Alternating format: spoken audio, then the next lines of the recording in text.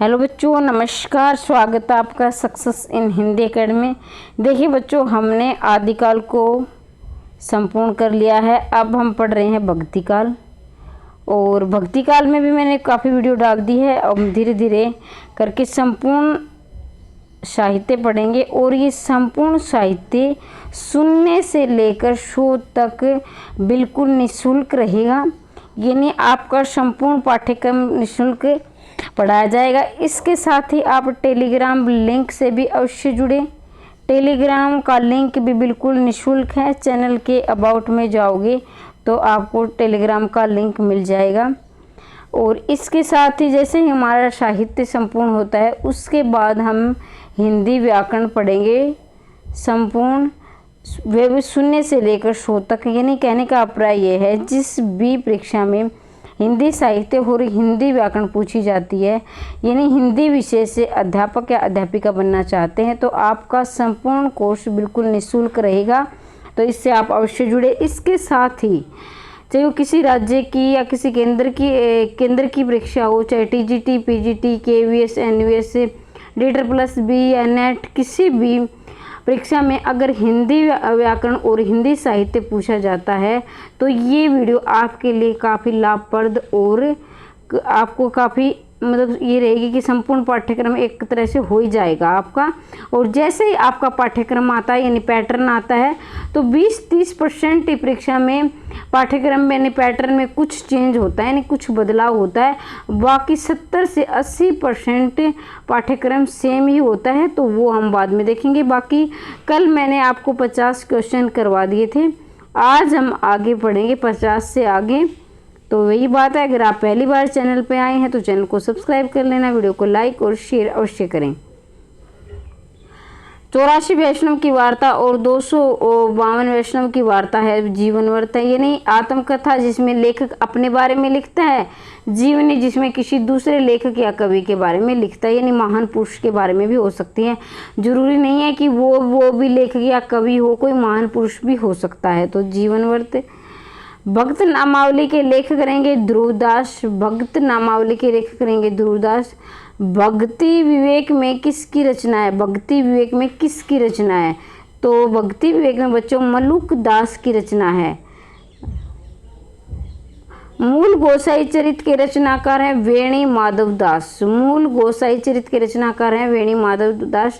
काफ़ी बार परीक्षा में पूछा गया प्रश्न है और काफ़ी महत्वपूर्ण है, इसलिए अवश्य याद रखें। अब आगे बढ़ते हैं। मूल गोसाई चरित में किसका जीवन चरित्र वर्णित है? मूल गोसाई, अब ये पूछा गया था मूल गोसाई चरित है किसकी रचना? वेणी माधव दास की। अब ये पूछ लिया गया कि इसमें किसके जीवन चरित्र यानी किसके जीवन के बारे में वर्णन है? तो तुलसीदास के जीवन के बारे में वर्णन है। तुलसीदास को जातीय कवि भी कहा जाता है, ये भी आप याद रखेंगे। तुलसीदास के गुरु का नाम है नरहरिदास, ये भी आप याद रखेंगे, क्योंकि ये प्रश्न काफ़ी बार परीक्षा में पूछे जाते हैं। श्री ग्रंथ साहब का संकलन किसने किया? गुरु अर्जुन देव ने। श्री गुरु ग्रंथ साहब का संकलन किसने किया? गुरु अर्जुन देव ने। देखिए बच्चों, यहाँ दिया नहीं गया है, लेकिन कई बार अंगद देव भी ऑप्शन में आपको मिल सकता है। बहुत बार अंगद देव भी दे देते हैं। तो क्या है कि कुछ बच्चे, जैसे मैं भी बताती हूँ, कई बार आपको ऐसे है याद कर लेना, लेकिन ध्यान रहे आप तो याद कर लेते हो, इसलिए आप पूरा नाम अवश्य याद रखें। अंगद देव नहीं आएगा, गुरु अर्जुन देव आएगा। इसमें ऑप्शन में अंगद देव नहीं दिया है, वहाँ बच्चे काफ़ी कंफ्यूज होते हैं। कई बार यहाँ अंगद देव भी दिया होता है ना, तो बच्चे कंफ्यूज हो जाते हैं कि अर्जुन देव आएगा या अंगद देव आएगा। तो ध्यान रहे, श्री गुरु ग्रंथ साहब का संकलन किसने किया है? गुरु अर्जुन देव ने किया है। ज्ञान बोध के रचनाकार हैं मलुक दास है ज्ञान बोध के। निर्गुण संत कवियों में सर्वाधिक शास्त्र एवं सुशिक्षित संत सुंदरदास। बच्चों, ये सुंदर और शिक्षित भी रहे हैं, और इसके साथ ही सबसे कम आयु में जिसने दीक्षा ली थी वो भी सुंदरदास है। जितने भी दास थे, यानी जितने भी ये संत थे, उनमें सबसे कम उम्र में दीक्षा लेने वाले सुंदरदास है। ये भी काफ़ी बार परीक्षा में पूछा गया है। विशिष्टा द्वैत के संबंध में कौन सा कथन असत्य, ये मैं काफ़ी बार बताती हूँ, आपकी हर वीडियो में बताती हूँ कि आपको सत्य है असत्य है, ये आप अवश्य याद रखें और इसको अंडरलाइन कर लें कि परीक्षा में या प्रश्न में पूछा क्या गया है। तो प्रश्न में पूछा क्या है इसे आप अंडरलाइन करेंगे ताकि आपको ये ध्यान रहे कि इसमें पूछा क्या गया है। कई बार बच्चे कहते हैं कि सत्य है तो ओहो, घर आकर देखते हो आप सत्य पूछा गया था तो असत्य कर दिया, या नहीं है पूछा गया है कर दिया। ऐसी गलती आप काफ़ी बार करते हैं। तो सबसे पहले आप इसे अंडरलाइन करेंगे, बाद में आप प्रश्न को आगे पढ़ेंगे। जगत वास्तविक है, जगत शरीर और ब्रह्मा शरीरी है, जगत मिथ्या है, ब्रह्मा जीव जगत को धारण करता हुआ उसका नियमन करता है। तो जगत क्या है, मिथ्या है। इसमें किसमें ये विशिष्टा द्वैत का कथन सत्य नहीं है, मतलब जगत को उन्होंने माना है, मिथ्या नहीं माना, ये असत्य है। तो ये असत्य है, बाकी इसमें सत्य है, जगत वास्तविक माना है। विशिष्टा द्वैत वाले थे जो प्रवर्तक थे वो जगत को वास्तविक मानते थे। जगत शरीर और ब्रह्मा शरीरी है, ब्रह्मा जीव जगत को धारण करता है उसका नियमन करता है। लेकिन ये बच्चों गलत रहेगा कि जगत मिथ्या है, जगत मिथ्या नहीं है। अब देखो आगे श्री राम से याद कर लेना। जय श्री राम आपने कई बार बोलते हो ना, आप जैसे आरती गाते हो भक्ति करते हो राम की, तो प्रभु राम के ऐसे बोलते जय श्री राम, तो जय श्री से श्री राम याद रख लेना। और इसके साथ ही सनक संप्रदाय रहेंगे, निब्राक, तो यहाँ भी नया है सनक निब्राक, और रुद्र रहेंगे आपके विष्णु संप्रदाय, और इसके साथ ही ब्रह्मा रहेंगे मध्वाचार्य। तो ये आप आपस में मिलान कर लेना। इसके साथ ही इसका उत्तर कौन सा रहेगा ये भी आप अवश्य देख लेना। पहले आप ध्यान से इनको मिलाओ। श्री राम श्री संप्रदाय रहेंगे फिर आपके रामानुज, फिर इसके रुद्र रहेंगे आपके विष्णु, सनक रहेंगे निब्राक आचार्य, और फिर ब्रह्मा रहेंगे आपके मध्वाचार्य। तो ये आप इसे अवश्य याद करें। अब हम आगे बढ़ते हैं। तो आपका 60 का उत्तर रहेगा ऐसे बच्चों ए आएगा, ठीक है, ये आप मिला के देख लेना। भक्ति साहित्य को प्रभावित करने वाले राधा वल्लभी संप्रदाय किससे जुड़ा हुआ? राधा वल्लभी संप्रदाय सनक संप्रदाय। देखिए भक्ति साहित्य को प्रभावित करने वाले राधा वल्लभी संप्रदाय का संबंध किससे जोड़ा जाता है? राधा वल्लभी संप्रदाय पूछा गया तो ये सनक संप्रदाय से जोड़ा जाता है। आगे बढ़ते हैं। अभी राधा वल्लभी संप्रदाय के प्रवर्तक या प्रवर्तक पूछा गया है, अपने चैनल का नाम आ गया है तो यहाँ थोड़ी सी आपको दिक्कत हो सकती है देखने में। इतना याद रखेंगे, राधा वल्लभी संप्रदाय के प्रवर्तक हित हरिवंशी। क्या है? हित हरिवंश। आगे बढ़ते हैं। भक्ति पर एक वर्ग विशेष के एकाधिकार को समाप्त करने की उद्घोषणा किसने की? भक्ति पर एक वर्ग विशेष के एकाधिकार को समाप्त करने की उद्घोषणा किसने की है? रामानुज ने। किसने की है भाई? एक भक्ति। इसका मतलब ये है कि जो रामानुज थे उसके 12 शिष्य थे, ठीक है, और जो ये 12 शिष्य थे इनका वर्णन बच्चों मिलता है भक्तमाल में। और भक्तमाल रचना किसकी है? नाभादास की। तो भक्तमाल में इसके 12 शिष्यों का भी वर्णन है, और ये किस जाति और धर्म से थे ये भी वर्णन है। लेकिन भाई इन्होंने जब दीक्षा दी, इन्होंने जब शिक्षा दी अपने शिष्यों को, तो ये नहीं देखा कि वो किस जाति या धर्म से है। जैसे तुलसी, ये आपके कबीर रहेंगे जुलाहा थे, इसके साथ ही पीपा थे, और रविदास थे जो चमार थे। तो ये अपनी अपनी जाति थे, लेकिन उस समय देखो इनकी महानता ही किसी जाति और धर्म को नहीं मानते थे। इन्होंने सभी जाति और धर्म को समान माना है। सनक संप्रदाय को कहा जाता है, सनक संप्रदाय को द्वैतवाद कहा जाता है। क्या कहा जाता है? सनक संप्रदाय को द्वैतवाद।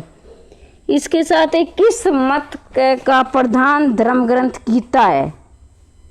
तो ये आप सभी जानते हैं कि जो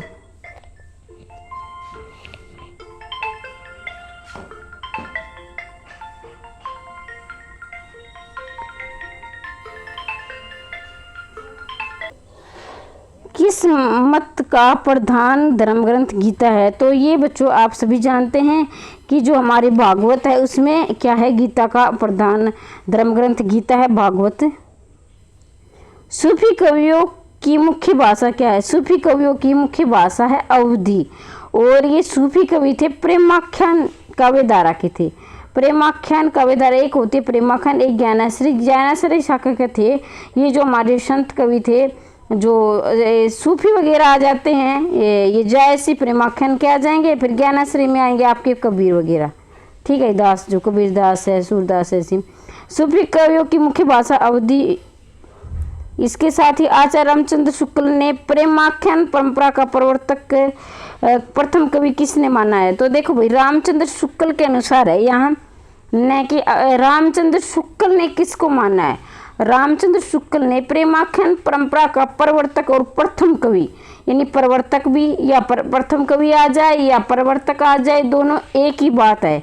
देखो स्लैश लगा रखा है ना बीच में, चाहे आपको प्रवर्तक दिखाई दे या प्रथम दिखाई दे, एक ही उत्तर रहेगा इसका, कुतुबन। और इसकी रचना बड़ी फेमस है, मरगावती, ये बड़ी प्रसिद्ध रचना है, इसे भी आप याद रखेंगे, कुतुबन की मरगावती। और जो ईश्वर दास है, इसे माना हजारी प्रसाद द्विवेदी ने की प्रेमाख्यान काव्यधारा के ईश्वर दास की है ये सत्यवती कथा, इनकी रचना फेमस है, सत्यवती कथा ईश्वर दास की। और प्रेमाख्यान अगर रचना पूछी जाए तो हजारी प्रसाद द्विवेदी के अनुसार कौन सी हो रहेगी? सत्यवती। अगर कवि पूछा जाए तो ईश्वर दास रहेंगे, मैं हजारी प्रसाद द्विवेदी की बात कर रही हूँ यहाँ। और इसकी मुल्ला दाऊद की असायत है। और कुतुबन की मरगावती रचना आ जाए तो मरगावती रहेगी कुतुबन की। रामचंद्र शुक्ल के अनुसार प्रेमाख्यान रचना आ जाए तो मरगावती करेंगे, अगर कवि आ जाए तो आप कुतुबन करेंगे। तो ये आप अंतर अवश्य याद रखें। आचार्य शंकर के मायावाद या अद्वैतवाद का खंडन कर जीव की स्थिति में सत्य की भावना किसने उपस्थित की है? जीव की। तो यहाँ रखेंगे याद, रामानुज। आचार्य शंकर के मायावाद, अद्वैतवाद, अद्वैत का मतलब होता है दो, और ए का मतलब जिसमें नहीं यानी नेगेटिव में आ जाए, अद्वैत यानी एक ही का खंडन कर जीव की स्थिति में सत्य की भावना किसने उपस्थित की? तो रामानुज ने की है। इसके साथ ही द्वैतवाद के प्रवर्तक आचार्य, जिन्होंने अपने सिद्धांत को अधिकतर भागवत पुराण से लिया है। अपने सिद्धांत यानी इनके जो सिद्धांत थे, इन्होंने ज्यादातर भागवत पुराण से लिए। किसने लिए हैं भाई? ये आप याद रखेंगे, मध्वाचार्य थे, इन्होंने लिए हैं। वह संप्रदाय जिसमें कृष्ण वर्मा है और उनकी भक्ति ही वर्मा के पाने का एकमात्र साधन है और राधा मान्य नहीं है। मतलब कि हर जो संप्रदाय है सभी में राधा और कृष्ण, जय श्री राम जय श्री कृष्ण, ऐसा नहीं है राधा श्री कृष्ण है, राधा स्वामी, इस तरह की राधा आपको हर संप्रदाय में श्री कृष्ण के साथ मिलेगी। हर संप्रदाय में जहाँ पर कृष्ण का वर्णन है वहाँ राधा भी अवश्य मिलेगी। लेकिन एकमात्र संप्रदाय ऐसा है जिसमें राधा मान्य नहीं, यानी श्री कृष्ण है, वहाँ राधा नहीं आई है। तो ये आप याद रखेंगे। इसमें रहेगा आपका, इसमें आपका उत्तर रहेगा बच्चों द्वैतवाद। क्या रहेगा? इसमें आपका उत्तर रहेगा द्वैतवाद ऐसा संप्रदाय है जिसमें राधा मान्य नहीं है। आगे बढ़ते हैं। कृष्ण के साथ राधा की मानता किस संप्रदाय की विशेषता है? इसमें क्या, उसमें द्वैतवाद में क्या था? श्री कृष्ण का वर्णन था लेकिन राधा का नहीं था, यानी राधा मान्य नहीं थी, वहाँ सिर्फ श्री कृष्ण आए थे। लेकिन इसके अलावा एक संप्रदाय ऐसा है जिसमें राधा कृष्ण के साथ राधा की मानता का भी वर्णन, तो सनक संप्रदाय है जिसमें क्या है? राधा की मानता का वर्णन है। और द्वैतवाद संप्रदाय है इसमें जिसमें राधा का वर्णन ही नहीं है। तो ये अंतर आप अवश्य याद रखें, दोनों प्रश्नों का अंतर समझें। राधा द्वैतवाद में नहीं आई है, वहाँ श्री कृष्ण आए हैं, लेकिन राधा की महानता किस में दिखाई गई है? उस सनक संप्रदाय में दिखाई गई है। तो इन अंतर को आप अवश्य याद रखेंगे, आप कंफ्यूज नहीं होंगे। गहराई से, जितने गहराई से पढ़ोगे उतनी गहराई से आपको ज्ञान होता जाएगा, नॉलेज आपकी बढ़ती जाएगी। रामानुजाचार्य के श्री संप्रदाय को व्यापक और लोकप्रिय बनाने का श्रेय है रामानंद को। देखो भाई, रामानुजाचार्य के श्री संप्रदाय, अभी मैंने अभी थोड़ी देर पहले आपको बताया था और आपको याद भी होगा कि जैसे हमने बताया था कि श्री संप्रदाय के प्रवर्तक कौन है? रामानंद थे। और इसके लोकप्रिय बनाने, यानी कि लोकप्रिय लोगों में प्रिय बनाने का, लोगों तक आम लोगों तक पहुंचाने का किसने काम किया? रामानंद ने किया। अपने श्री संप्रदाय को आम लोगों तक, जन जन तक पहुंचाने का काम। कौन सा कथन असत्य है, असत्य को हम अंडरलाइन करेंगे कि कौन सा असत्य है। ज्ञानेश्वरी शाखा के कवि निराकार ब्रह्मा की उपासना करते थे, बिल्कुल सही बात है।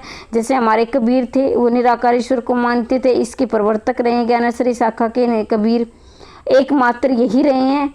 बाद में तो और भी मानने लगे थे। कबीर उच्च कोटि के साधक समाज कवि थे, ये भी बात बिल्कुल। तुम चंद्र हम पानी, रविदास की पंक्ति बिल्कुल सही है, बार बार परीक्षा में पूछी गई है, इससे आप अच्छी तरह से याद रखना। बहुत बार परीक्षा में आया है कि प्रभु जी तुम चंद्र हम पानी की पंक्ति किसकी है, रविदास की। और आपको रैदास भी दिखाई दे सकता है, रैदास, दोनों एक ही व्यक्ति के नाम है, एक ही संत के नाम है, एक ही लेखक और एक ही कवि के नाम है रैदास। रैदास या रविदास दोनों के एक ही है, ये आप कंफ्यूज ना हो। कुछ बच्चे रैदास ढूंढते रहेंगे क्योंकि उन्होंने रैदास पढ़ा है, कुछ रविदास ढूंढते रहेंगे, ऐसा आप गलती कर सकते हैं। लेकिन ध्यान रहे ऐसी गलती ना करें, रैदास आ जाए तो चाहे रविदास आ जाए, इसका उत्तर यही रहेगा कि प्रभु जी तुम चंद्र हम पानी पंक्तियाँ किसकी है, रविदास भी आ सकता है, रैदास भी आ सकता है। संत तुलसीदास ज्ञानेश्वरी, ये गलत है भाई। संत तुलसीदास थे ये ज्ञानेश्वरी शाखा के नहीं थे, बल्कि किसके थे ये रामाश्रय शाखा के। किसके थे, रामाश्रय, ये दशरथ पुत्र राम को मानते थे। भक्ति मार्ग में सर्वप्रथम जाति पाति का भेद निरर्थक माना है। जाति पाति का ये रामानंद मैं बता चुकी हूँ कि 12 शिष्य थे, या ऐसा आप सभी जानते भी हैं। इन्होंने किसी जाति धर्म विशेष को नहीं देखा, सबको शिक्षा दी जो इनकी शरण में शिक्षा लेना चाहता था। इसमें चमार, लुहार, जुलाहा सभी जाति, जैसे पीपा थे और बढ़ई थे, सभी इसमें सभी जाति के जो चीज़ के शिष्य थे, 12 शिष्य विभिन्न जातियों से थे। कबीर का प्राकट्य स्थल, प्राकट्य का मतलब प्रकट होना, उत्पन्न होना, तो ये लहर तारा, लहर तारा एक तालाब का नाम है। लहर तालाब में माना जाता है कि ये लहर तारा तालाब में ये पाए गए थे। इन जो नीरू और नीमा नामक जुलाहा ने दंपत्ति ने इनका पालन पोषण किया था। और कहा जाता है कि ये जनश्रुति है या सत्य है, ये तो कौन जाने। हम भी जनश्रुति के अनुसार सुना यानी किताबों से हमने पढ़ा है कि इनकी एक विधवा ब्राह्मणी के गर्भ से इन्होंने जन्म लिया था। बाद में लोक लाज के डर से इन्हें लहरतारा नामक तालाब में बहा दिया था, जहाँ पर नीरू और नीमा जुला ने इनको निकाल कर इनका पालन पोषण और इनका जीवन यापन ऐसे किया था। तो ये आप ऐसे याद रखें। वैसे आपको पता भी होगा इन सब कहानियों के बारे में। निर्गुण संतों की विचारधारा के बीज मिलते हैं सिद्धनाथ कवियों की रचनाओं में। निर्गुण का मतलब होता है निराकार, यानी कोई ईश्वर का आकार नहीं हो, बिल्कुल निराकार। कहते हैं ना ईश्वर कण कण में विद्यमान है और इसका कोई आकार नहीं, कोई स्वरूप नहीं है, मूर्ति पूजा का खंडन करना। तो ये सिद्धनाथ कवि ऐसा जो जैसे हमारे कबीर थे ज्ञानेश्वरी शाखा के, वो कहते थे कि हमारे जो भगवान का कोई आकार नहीं है। लेकिन जो तुलसीदास थे, सूरदास थे, इन्होंने साकार यानी जो सगुण भक्ति धारा को अपनाया है, ये भी आप याद रखेंगे। वह भक्ति संत जो कृष्ण का उपासक नहीं था, वह भक्त संत जो कृष्ण का उपासक नहीं था। रामानंद थे जो कृष्ण के उपासक नहीं थे, तो रामानंद किसके थे, राम के उपासक थे। और रामानंद के जो वो थे शिष्य कबीर थे। लेकिन कबीर के राम और फिर भी एक शिष्य गुरु होने पर भी कबीर के राम और रामानंद के राम में अंतर था, क्योंकि ये सगुण को मानते थे। आगे चलकर ये दशरथ पुत्र राम को मानने लगे थे। लेकिन कबीर के जो राम थे वो निर्गुण और निराकार थे, ये भी आप याद रखें। मीराबाई आप सभी जानते हैं श्री कृष्ण को मानती थी, सूरदास भी श्री कृष्ण को मानते थे, वल्लभाचार्य भी। सिखों के 5वें गुरु अर्जुन देव द्वारा संपादित श्री गुरु ग्रंथ साहब में किसकी कविताएं संग्रहित नहीं है, यहाँ ध्यान रहे नहीं है, पूछा गया है। सिखों के 5वें गुरु, पहली बात तो आप ये दीजिए कि में पूछ लिया जा सकता है आपसे सिखों के 5वें गुरु कौन थे, तो आप याद रखेंगे गुरु अर्जुन देव थे और अंगद देव तो आपको मिलेगा, ये आपको पता, आप सभी जानते हैं कि यहाँ पर बच्चे काफ़ी कंफ्यूज होते हैं। श्री गुरु ग्रंथ साहब में किसकी कविता संग्रहित नहीं है, और संग्रहित को देख लेना, शुद्ध ऐसे लिखा जाता है, कई बार परीक्षा में आया है कि संग्रहित को शुद्ध अशुद्ध में, तो आप इसे याद रखेंगे, ध्यान से देखना, संग्रहित ऐसे शुद्ध आता है, नहीं है। तो तुलसीदास की रचनाएं इसमें संग्रहित नहीं है, कबीर की भी है, मीराबाई की भी है, सूरदास की है, तीनों की है, लेकिन तुलसीदास की रचना नहीं है श्री गुरु ग्रंथ साहब में। रामानंद किसकी शिष्य परंपरा में थे, रामानुजाचार्य की शिष्य परंपरा में थे। ज्ञान मार्गी निर्गुण एक छत्र सम्राट किसे माना गया? कबीर को ज्ञान मार्गी निर्गुण में एक छत्र सम्राट, यानी सबसे पहले किसने माना है ज्ञानेश्वरी शाखा को? सबसे पहले किसने माना है? कबीर ने माना है। ये इसकी प्रवर्तक थी। सगुण भक्ति कालिका में कौन सी विशेषता लागू होती है? सगुण भक्ति में भाई जो सम्रग भक्ति थी, सम्रग यानी संपूर्ण भक्ति थी, उसमें सभी मानते थे एक चीज को। ऐसी कौन सी भक्ति? चाहे निर्गुण हो चाहे साकार, अवतार में विश्वास, जाति प्रथा का निषेध, अहंकार का त्याग, ईश्वर लीला, अहंकार का त्याग। तो आपका उत्तर रहेगा कि अहंकार का त्याग। यानी सभी जो संत थे जो भक्ति करते थे, सभी ने कहा कि अहंकार के त्याग के बिना आप भक्ति कर ही नहीं सकते, आप भगवान को मान ही नहीं सकते। सबसे पहले आपको अपने जहन से, अपने अंतरात्मा से अहंकार को त्यागना होगा, अहंकार का त्याग करना होगा, तभी आप ईश्वर की भक्ति में लीन हो सकते हैं। कबीर की भाषा को पंचमेल खिचड़ी किसने कहा? बाबू श्याम सुंदर दास ने। यहाँ बच्चे काफ़ी कंफ्यूज होते हैं, कहीं हजारी प्रसाद द्विवेदी मिलेगा, कहीं आपको रामचंद्र शुक्ल मिलेगा। तो ध्यान रखें बच्चों, ये कबीर की जो भाषा है उससे पंचमेल खिचड़ी किसने माना है? श्याम सुंदर दास ने। अगर हम खिचड़ी में 5 तत्व डाल देंगे, यानी 5 चीज़ें डाल देंगे, जो भी आप खिचड़ी बनाते हैं, तो इतनी अच्छी सुंदर बनेगी वो खिचड़ी। 5 चीज़ें आप खिचड़ी में डालोगे तो टेस्टी बनेगी, सुंदर बनेगी। तो ऐसे आप याद रखेंगे कि अगर हम खिचड़ी में 5 चीज़ें डाल देते हैं तो सुंदर बनती है। तो इसके और कौन रहेंगे? ये किसने कहा है? बाबू श्याम सुंदर दास ने। अब कबीर की भाषा को सदुकड़ी किसने कहा है? रामचंद्र शुक्ल ने कहा है। अब कबीर को वाणी का डिक्टेटर किसने कहा है? तो ये हजारी प्रसाद द्विवेदी ने कहा है वाणी का डिक्टेटर। ये आगे आएगा, उसको आप ध्यान से देख लेना। वह ग्रंथ जिसमें कबीर के आविर्भाव संवत 1455 का स्पष्ट उल्लेख मिलता है कबीर चरित्र बोध में। वह ग्रंथ जिसमें कबीर के आविर्भाव काल, ये देखो बच्चों, संवत और विक्रम संवत और इसमें आप काफ़ी कंफ्यूज रहते हैं। मैं हर वीडियो में बताती हूँ। जैसे विक्रम बड़ा होता है वैसे भी याद रख सकते हैं, जैसे विक्रम या संवत। इसमें देखो 1 2 3 ऐसे है, फिर ईस्वी देखना, इसमें एक ही। तो ज़्यादा में से कम घटाएंगे या कम में से ज़्यादा? तो आप सभी जानते हैं कि ज़्यादा में से कम घटाते हैं।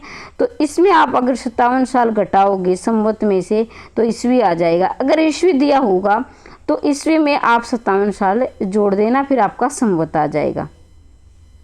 कबीर की भाषा को सदुकड़ी किसने कहा? रामचंद्र शुक्ल ने कहा है। कबीर के साहित्य में किस तत्व की प्रधानता है? संदेश। यानी कबीर ने क्या किया है?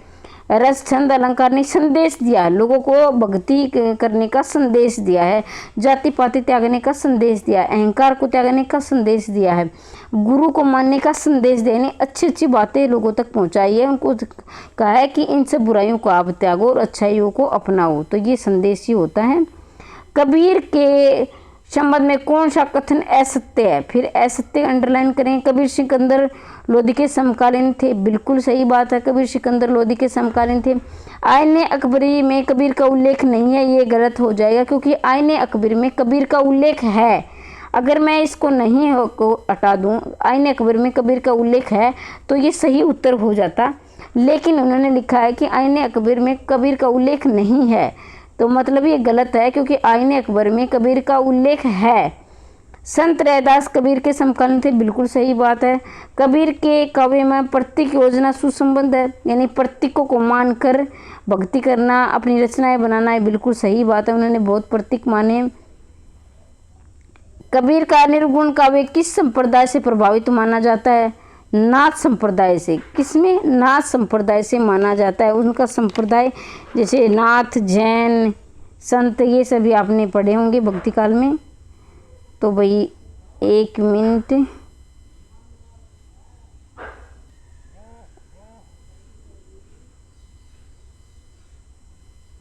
कबीर के दोहे किस नाम से जाने जाते हैं? साखी से। कबीर के दोहे किस नाम से जाते हैं? साखी से। यहाँ आप याद रखेंगे कबीर की एकमात्र जो रचना मिली है वो मिली है बीजक। और भी छोटे मोटे मिली है, ऐसा नहीं है, लेकिन जो प्रसिद्ध रही है वो बीजक रही है। इसके कितने भाग है? ये काफ़ी बार परीक्षा में पूछा गया है। इसके बीजक के कितने भाग है? 3 भाग हैं। और उसमें भी कौन सी है? साखी है, शब्द है, रैमिनी है। रैमिनी, साखी, शब्द, रैमिनी, इनके 3 भाग हैं। लेकिन कबीर के दोहे हैं, उनको क्या कहा जाता था? साखी भी कहा जाता था। संत साहित्य का स्वरूप है क्या है, मुक्तक है। संत साहित्य का स्वरूप कैसा है, मुक्तक। तो मुक्तक काव्य क्या रहता है, उसमें क्या होता है कि मुक्तक काव्य में क्या, जैसे एक बच्चों एक होता है प्रबंध काव्य, एक होता है मुक्तक काव्य, ठीक है, महाकाव्य जिसको आप बोलते हो। तो उसमें क्या है, मुक्तक काव्य में कवि के किसी एक भाग का वर्णन होगा, किसी एक भाग का, किसका, एक भाग का वर्णन होगा। जैसे मान लीजिए उसकी कहीं वीरता, कोई लड़ाई लड़ी है तो उसका वर्णन होगा, या उनकी शादी के बारे में वर्णन होगा, या उनकी शिक्षा के बारे में वर्णन होगा। और एक जो दोहा होगा एक दूसरे से आज़ाद होगा, मुक्त होगा, भाई स्वतंत्र होगा, ठीक है, इसका इससे कोई लेना देना नहीं होगा, इससे ये अपने आप में। लेकिन जो महाकाव्य होता है उसमें कवि, लेखक या किसी महान पुरुष के संपूर्ण जीवन का वर्णन होता है और एक दूसरे से ऐसे जुड़े हुए होते हैं। महाकाव्य में तो एक दूसरे से जुड़े हुए होंगे, संपूर्ण जीवन का वर्णन होगा। मुक्तक में क्या होगा, अलग अलग होंगे, क्या होगा, और किसी एक भाग के, यानी एक भाग का जीवन के वर्णन, एक भाग का वर्णन होगा। कबीर के गुरु का क्या नाम था, रामानंद, ठीक है। और नरहरिदास किसके गुरु थे, तुलसीदास के गुरु थे। नरहरिदास किसके थे, तुलसीदास के थे, ये भी आप याद रखेंगे।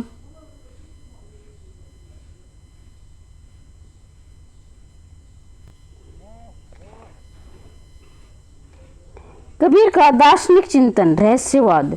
देखो बच्चों ध्यान रखें, भक्ति काल में तो रहस्यवाद से प्रभावित कौन था, कबीर थे। लेकिन अगर आपसे पूछा जाए कि छायावाद में ऐसा कौन सा कवि है जो रहस्यवाद से प्रभावित था, यानी रहस्यवादी रचनाएं लिखी थी, तो याद ध्यान रखेंगे छायावाद में थे, छायावाद में थी एकमात्र कवित्री थी जिसका नाम था, क्या नाम था जिसका, जिसमें 4 छायावाद के आधार स्तंभ थे।